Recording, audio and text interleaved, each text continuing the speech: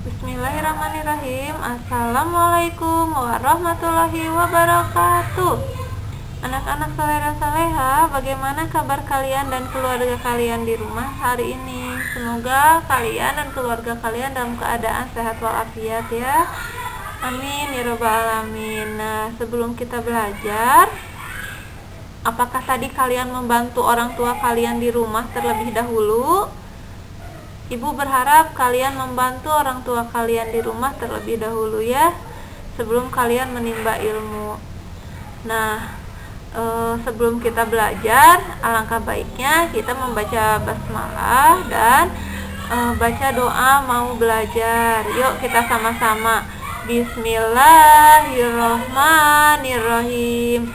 Robbi ji'ni ilman warzuqni fahman. Ya Allah, tambahkanlah ilmu kepadaku dan berikanlah aku rezeki akan pemahaman.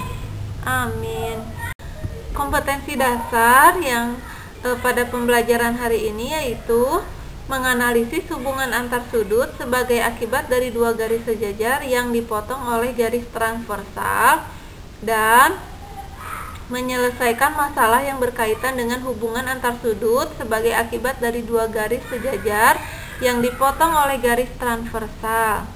Tujuan pembelajaran kali ini yaitu tujuannya yang pertama ke arah kognitif, yaitu siswa dapat membedakan kedudukan dua garis sejajar berimpit dan berpotongan.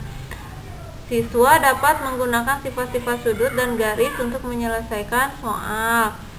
Nah, ke arah psikomotor, tujuannya yaitu siswa dapat menunjukkan kedudukan dua garis sejajar berimpit dan berpotongan.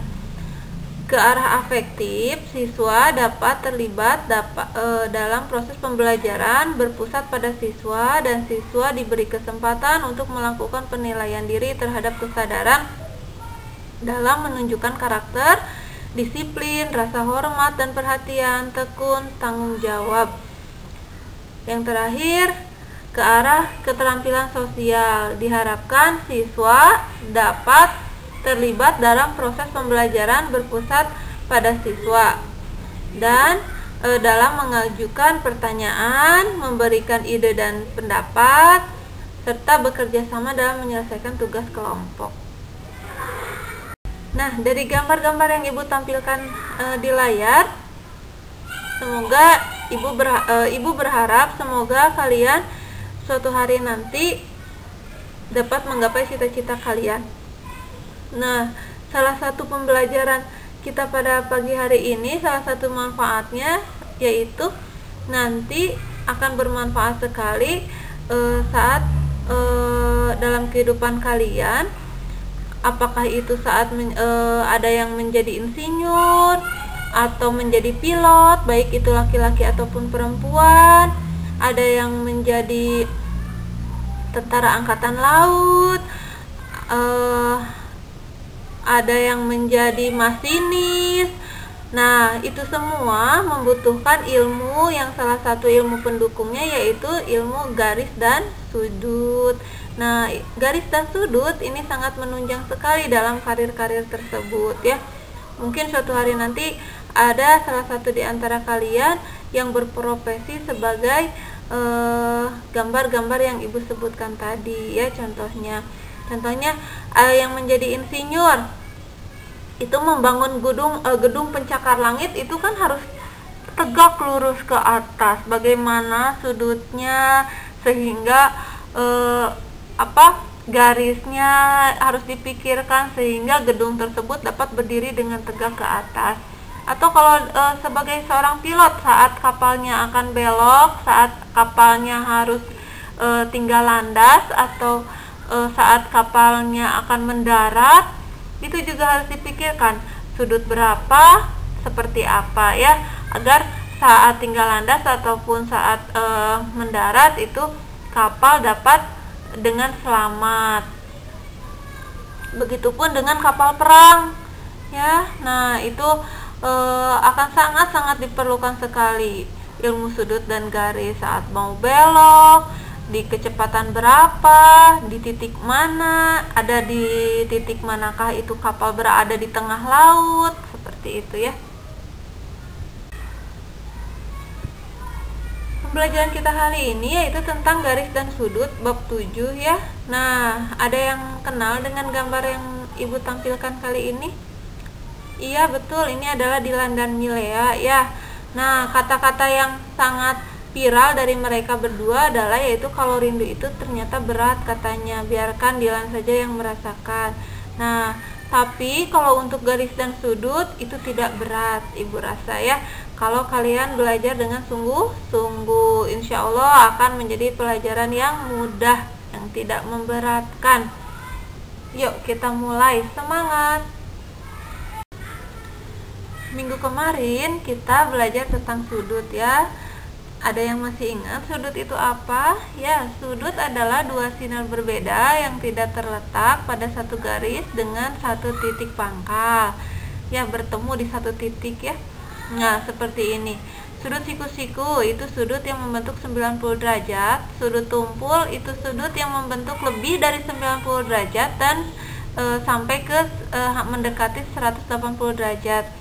Sudut lancip itu sudut yang kurang dari 90 derajat. Sudut lurus itu adalah sudut 180 derajat. Sudut refleks itu sudut yang lebih dari 180 derajat sampai 360 derajat. 7.4 hubungan antar sudut. Yang pertama yaitu sudut yang saling berpelurus atau bersuplemen. Lihat gambarnya ada dua ya, di kiri dan di kanan. Yang di kiri kalau berpelurus itu ingatnya ke sudut 180 derajat. Yang di kiri itu dibagi dua sudutnya ya, menjadi sudut T dan sudut U.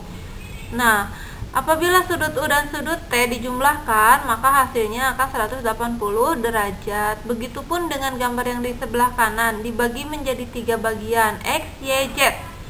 Bila sudut X, Y, Z dijumlahkan, hasilnya akan 180 derajat. Contoh soal sudut berpelurus. Tentukan besar sudut pelurus dari sudut 70 derajat. Sudut pelurus itu kan 180 derajat ya, maka sudut pelurus dari 70 derajat adalah 180 derajat dikurangi 70 derajat, hasilnya 110 derajat. Yang B, sudut pelurus dari 120 derajat. Sudut berpelurus itu 180 derajat, berarti dikurangi 120, hasilnya 60 derajat. Contoh yang selanjutnya, tentukan nilai A dan C. Gambar yang A, lihat sudut A derajatnya katanya berapa. Nah, itu sudut berpelurus dibagi menjadi dua, yaitu sudut A derajat dan sudut 2A derajat. Maka tinggal dijumlahkan, A derajat tambah 2A derajat sama dengan 180 derajat. Maka 3A sama dengan 180 derajat, jadi A sama dengan 180 derajat dibagi 3, yaitu 60 derajat. Begitupun dengan yang bagian B, sudut C derajat ya. Sudut berpelurus dibagi 3 menjadi sudut C derajat, C derajat, dan C derajat. C derajat tambah C derajat tambah C derajat sama dengan 180 derajat. Maka C adalah 180 derajat dibagi 3, yaitu 60 derajat. Sudut yang kedua yaitu sudut yang saling berpenyiku atau berkomplemen. Nah, sudut saling berpenyiku itu sudut yang ingatnya ke 90 derajat ya. Sudut 90 derajat dibagi berapapun, jika sudut tersebut dijumlahkan, maka tetap akan membentuk sudut 90 derajat. Contoh soal berpenyiku. Tentukan besar sudut penyiku dari sudut 37 derajat. Tadi sudut berpenyiku itu 90 derajat ya. Jadi 90 derajat dikurangi 37 derajat, yaitu 53 derajat. Yang B, penyiku dari 65 derajat. Sama cara pengerjaannya, yaitu 90 derajat dikurangi 65 derajat, yaitu 25 derajat. Sudut bertolak belakang yang ketiga nih ya. Nah, sudut saling bertolak belakang nih. Kalian lihat yang saling berpunggungan gitu ya, bertolak belakang ya, punggung-punggung. Coba kalian lihat. Sudut BOC itu sama bertolak belakang dengan sudut AOD. Sudut COD itu bertolak belakang dengan sudut AOB. Lihat tuh garisnya, ada 2 garis biru dan 2 garis yang bergaris pink. Nah, nih, perhatikan sudut yang saling bertolak belakang. Contohnya ya, sudut AOC bertolak belakang dengan sudut BOD. Nah, berapakah sudut bertolak belakang dari sudut AOC? Sudut bertolak belakang itu ingatnya ke sudut 180 derajat ya. Nah, maka 180 derajat dikurangi 35 derajat, yaitu sudut 145 derajat. Sudut luar, sudut dalam berseberangan, sudut luar berseberangan, sudut dalam sepihak, dan sudut luar sepihak. Nah, ini gambarnya. Ada garis K dan ada garis L yang dibagi oleh garis M, sehingga membentuk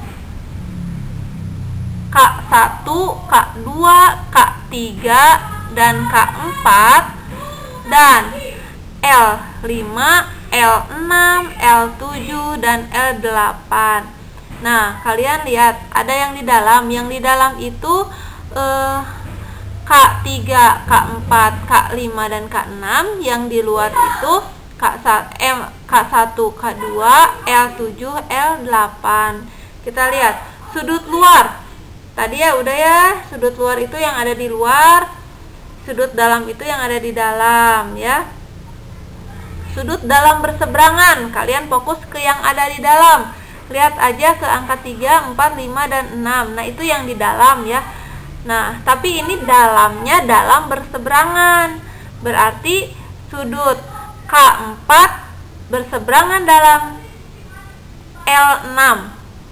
Sudut K3 berseberangan dalam L5. Nah, yang selanjutnya sudut luar berseberangan. Kalian fokus ke angka 1, 2, 7, 8. Sudut K1 berseberangan luar L7. Sudut K2 berseberangan luar L8. Sudut dalam sepihak. Kalian lihat lagi ke yang di dalam 3, 4, 5, 6 angkanya ya. Dalam sepihak berarti yang sejajar. Sudut K3 sepihak, dalam sepihak L6.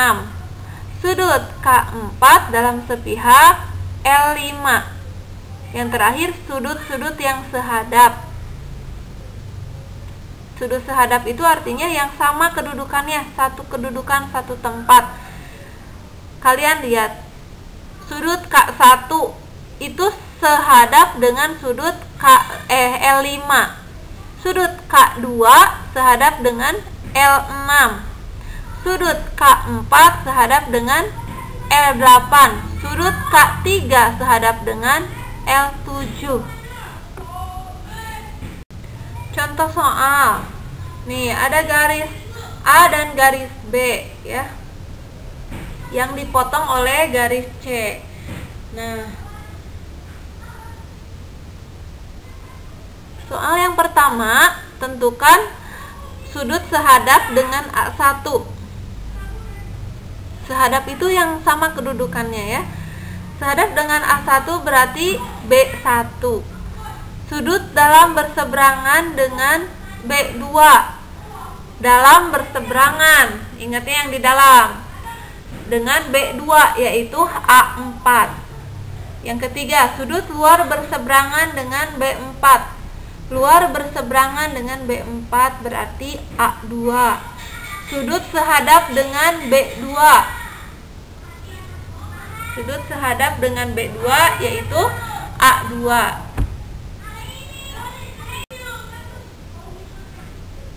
Contoh kedua. Garis M dan garis N potong oleh garis L.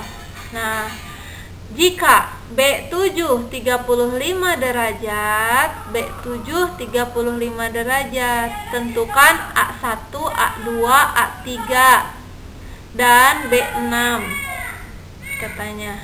A1 itu sehadap dengan B5, berarti kita pakai yang berpelurus ya, sudut berpelurus, berarti 180 derajat dikurangi 35 derajat, yaitu 145 derajat. Itu A1. A2 itu berarti luar berseberangan. Nah, dengan B7 artinya sama besarnya dengan B7, berarti A2 itu nilainya 35 derajat. A3 itu berarti berpelurus dengan A1 atau berseberangan dengan A2.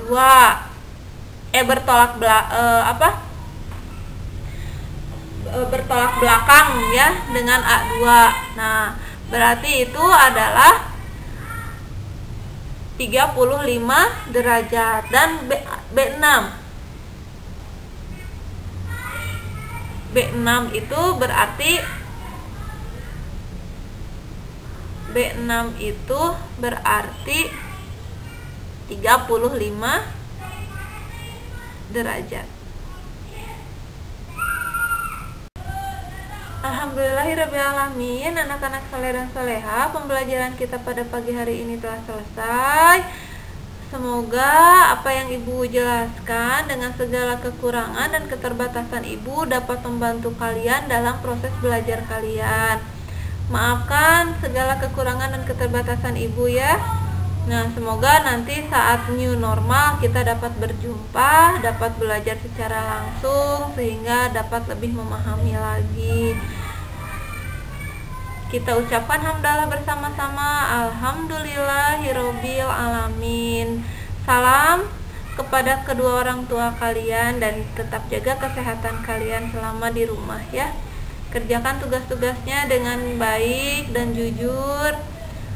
Itu saja dari Ibu. Wassalamualaikum warahmatullahi wabarakatuh.